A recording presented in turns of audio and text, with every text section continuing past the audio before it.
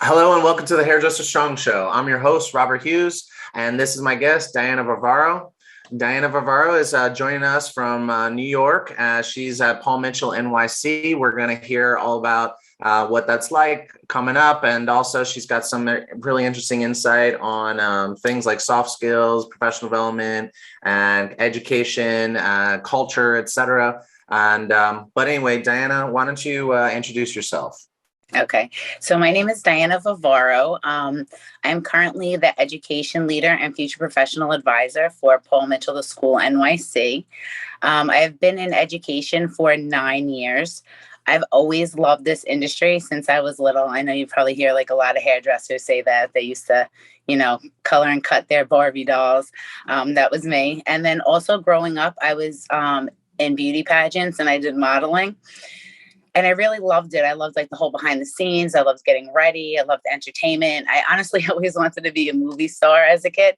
But as I started getting into that industry, to be honest with you, it was very competitive and I felt like judged. So it was like I liked it, but I didn't like that portion of it.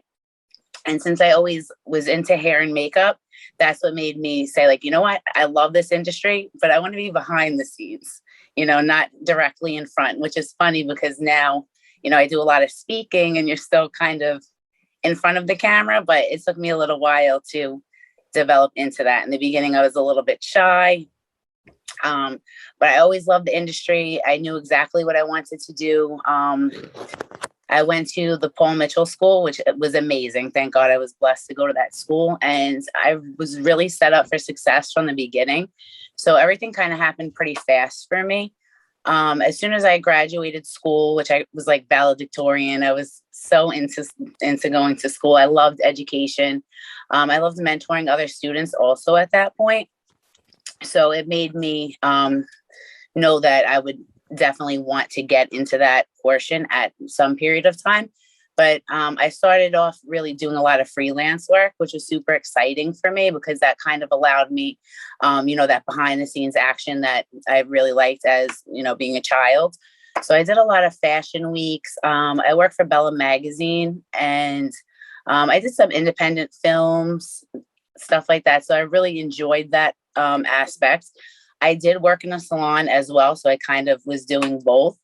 And I loved being in the salon and I loved, helping clients and making them feel and look their best. But for me, I just kind of like something a little bit, more exciting. I'm very active. So for me to just be behind the chair and just do hair all day is not, a great fit for me. I like to, do hair on set or even bridal parties, things that are kind of like a little bit more, free.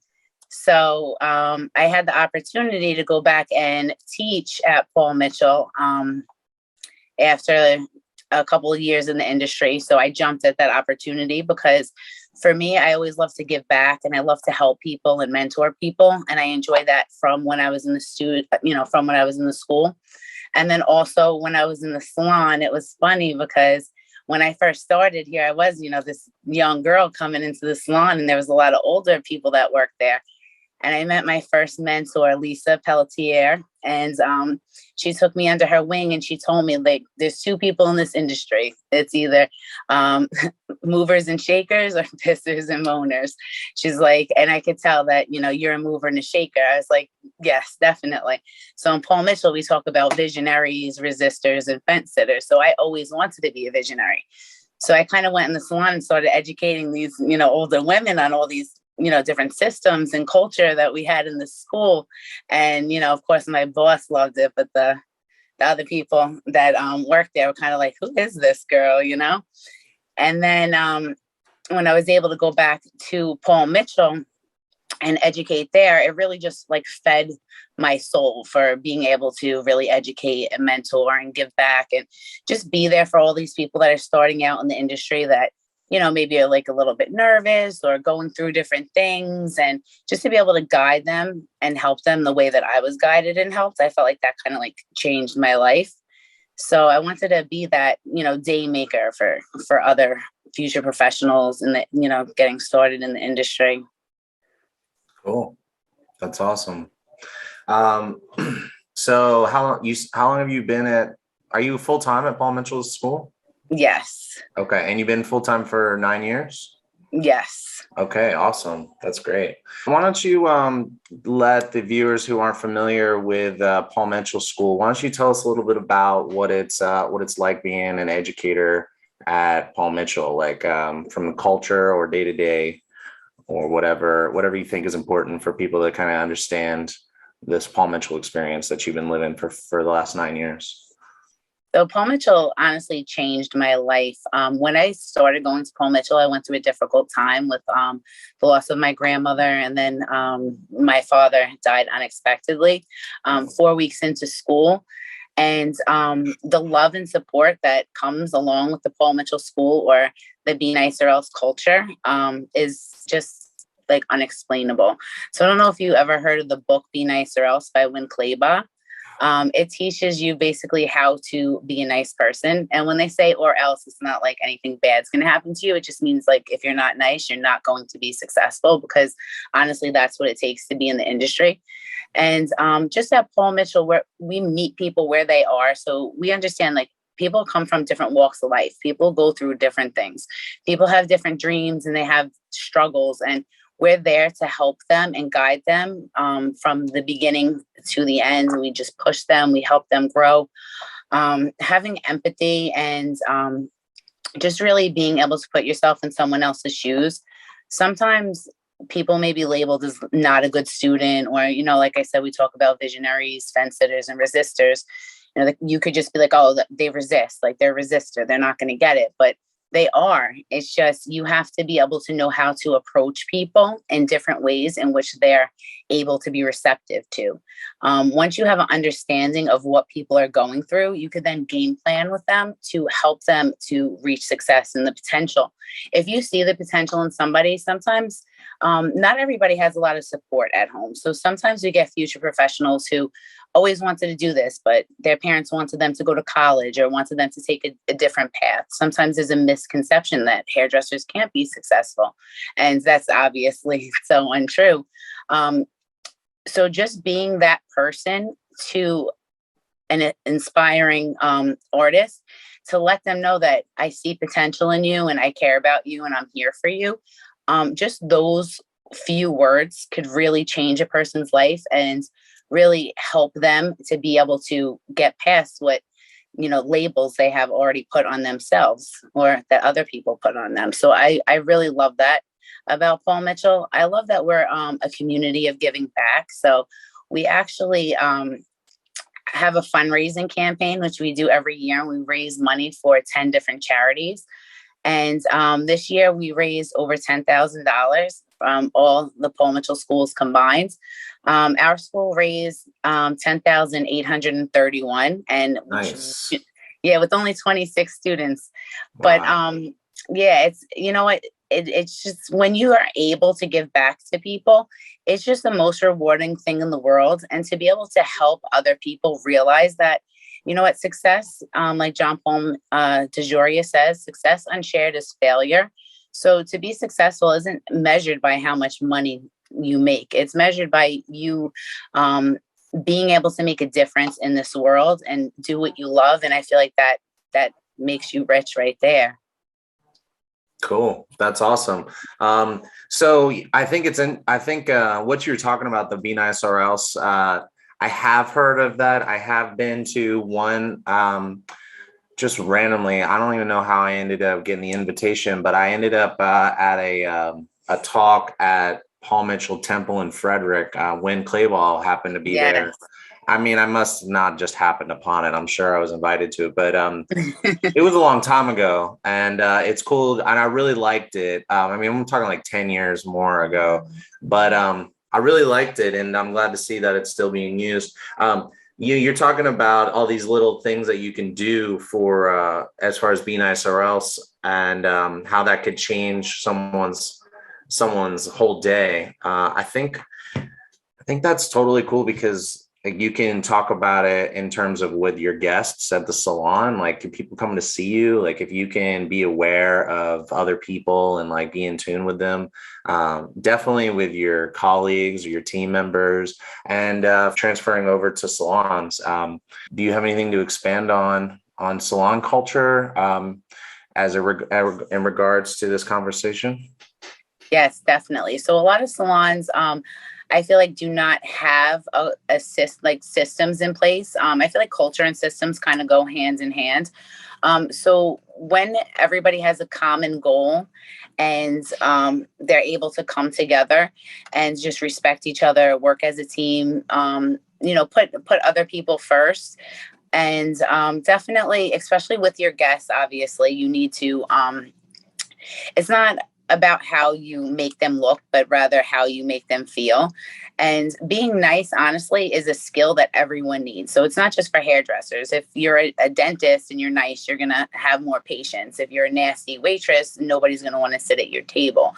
So having that culture of being, putting people first, especially in an industry that is all about communication and people and service, you need to be able to give that extraordinary experience, go above and beyond, because that's what's going to set you apart from somebody else. Having all of those soft skills and those personality traits and being genuinely caring about people, that's something that you can't really fake. I mean, you could practice working on it, but I feel like that comes across when you genuinely care about your guest and you care about what's going on in their lives and you care about how their time is that they're spending with you rather than how much money your service ticket is. People are going to recommend people to you. It's your energy that attracts people. So when you're kind and you're happy and you're positive and you love what you're doing, people are going to love coming and sitting in your chair. But if you're having a bad day and you have that negative energy, or you don't have confidence, whatever you project out is going to come onto your guest, and then you're going to make your guest feel unsure about being in your chair. So I really feel like it's very important to be aware of people and your people skills, your soft skills, and let people know that you care about their time. Thank them for coming to see you. Just go your extra mile to be nice and let that person know how much you appreciate them. That's And I feel like awesome. that goes a long way. Yeah. So when you say soft skills, just to kind of expand for the listener or viewer, let's talk a little bit about that, because I think I know what you mean, but I don't want to put any words in your mouth. Like if you were to define soft skills, how would you define or explain it? Okay, so soft skills are one of the most important things that you need to succeed in this industry, and I wholeheartedly believe that. We train every student to be able to do hair. Everybody learns the same haircuts. Everybody learns the same coloring techniques, right? We all play around with balayage and all the latest trends. But I feel like that's a given. You're in this industry and people sit in your chair, they expect you to be able to do hair. Like Totally. they're not gonna be like, oh my God, you gave me the greatest haircut. Like, yes, but if you gave them the greatest haircut and you had the nastiest attitude, they're not going to want to come back to you. So your soft skills are being able to be forward focused. Things come up. You have to put your personal life aside because it's not about you. So I see a lot of people starting out in the industry and, they're having a bad day and they don't perform the way that they should because they let their emotions get involved. You have to take emotions out of it because it's not about you and your emotions. You have to be able to thoroughly do a great conversation. You have to be charming. You have to be charismatic. You have to be able to communicate. A lot of people have difficulties, especially now with communication, because everything's over Instagram, direct message. Like you can't just, communicate through that. When there's a person that's sitting in front of you, you need to be able to connect. And I think that one-on-one connection is a little bit difficult for people first starting out. Like, you have to be able to look somebody in the eye and be able to just really connect with that person. And that I feel like can definitely be challenging for people first starting out. Yeah, absolutely. So, so the be nice or else talks about being nice. Would you say that that is almost would be like a textbook for soft skills, or would you say that there's more? There's more to it than what you talk about and what you talk about with the be nice or else concept or the book. I think that there's actually a lot of different things out there that you should look into. The Grow series by Anthony Whitaker is phenomenal for people who's first starting out, because it's also about, you have to be able to make sure that you're able to rebook guests, you're able to, build a book by getting referrals. And, a lot of that comes with communication as well. But then also holding yourself accountable. That's another thing. Like, people have a lot of dreams and goals, but they don't want to actually put any action behind it. So that is something that is also extremely important, is holding yourself accountable. I look for inspiration everywhere, and I love to continue to learn. I feel like sometimes they get to a certain point and they're like, oh, I know everything. It's like, no, you really don't. I continue education every day when I'm not at work. Every Monday that I'm off, I'm doing some kind of training, and I'm looking for inspiration and continuing to grow, which is a huge thing. So there's so many different resources out there, especially now. Even watching your show, there's unlimited education that people could take, on Behind the Chair, Hair Brains, and Paul Mitchell has so much education on Paul Mitchell Pro. I feel like you have to seek things out. So definitely reading books, attending trainings, anything that's going to make you stronger. I feel like you should try to continue to better yourself and build your skills every single day. Yeah. I feel like once you stop and you get off your game, that's it. Yeah, 100%. So we're not talking about hair, all right? Where I'm just gonna kind of summarize some of what you said, and you're gonna let me know if I need to if I'm right, if I'm off or at all.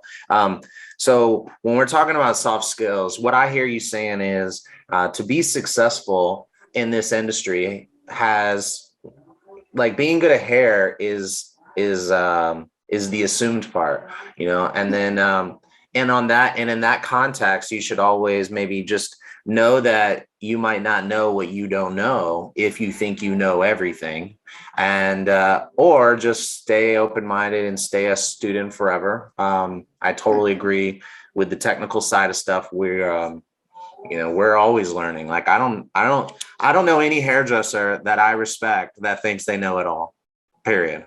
That's exactly it. That's a full stop.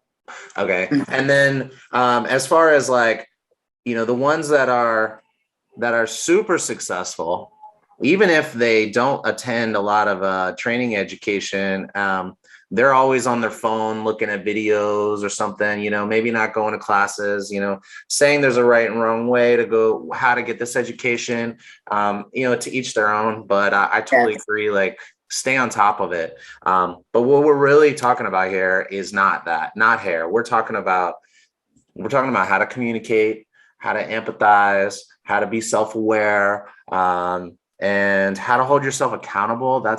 I love that. I'm so glad you said that. How do you remember to kind of reflect or own up to things that you may have done or not done that you were supposed to do or not supposed to do? Yeah, I think that's all good. So we got Be Nice or Else by Win Clayball and the Growth series by, who was that by? Grow series by Anthony Whitaker. Grow series by Anthony Whitaker. So I'll just for the viewers and listeners, I'll put this down in the comments box, and we're launching the website soon. So actually, by the time this is filmed, the website, or the time this airs, the website will be launched. So you can just go onto the website and pull up Diana's information, and you'll see the books that she recommends. So that's awesome. Cool. I know. I think this is a great place to kind of wrap it up. Next time I want to dive into some education, being an educator, I'd like to hear what your thoughts are on education, continuing education. Also, you talked about being a visionary. I would love to hear about that and anything other sort of professional development, but we'll save that for next time. Until then, thank you so much for taking the time to come on the show. Your input is super valuable. Yeah. So until next time, I'll see you then. Thanks. All right. Bye-bye.